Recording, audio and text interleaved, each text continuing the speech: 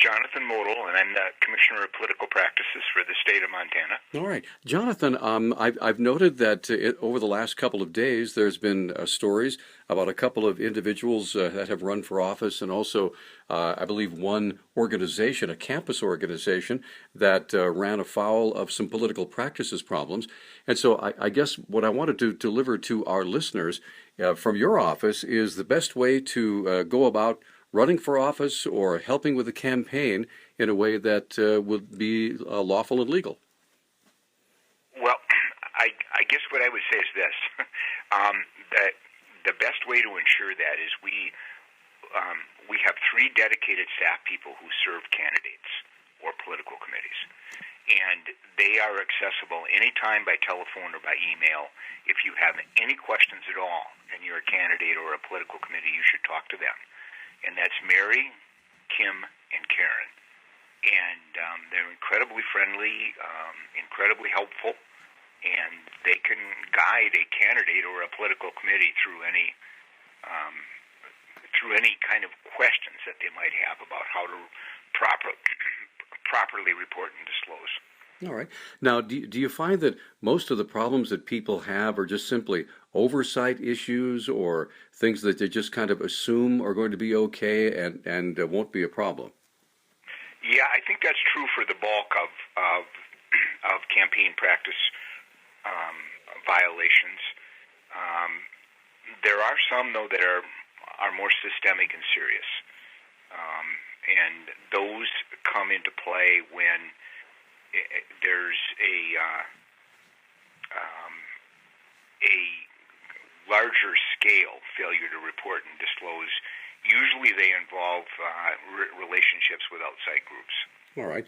Now, I know that's been in the news quite a bit lately, too. So can you fill us in on some of the cases that that perhaps folks haven't heard about that are really at the front of your mind right now? Well, I think your listeners might know that Montana has had a 100-plus year history of reserving its election process solely for people, human beings. And in 2010, that changed when the Supreme Court issued a decision in a case called Citizens United. And the result of that case was to remove part of Montana's law that prohibited corporate independent expenditures in candidate elections. Corporations could spend in ballot issues prior to 2010, but not candidate elections.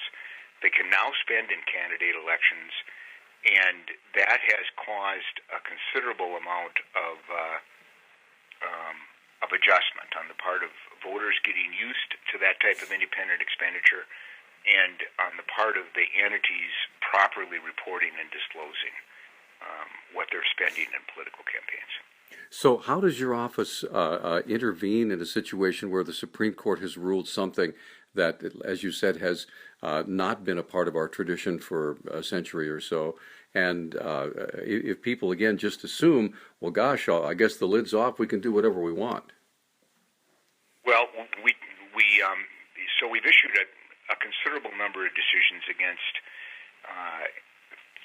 nonprofit corporations that were involved in 2012 and 2014 elections,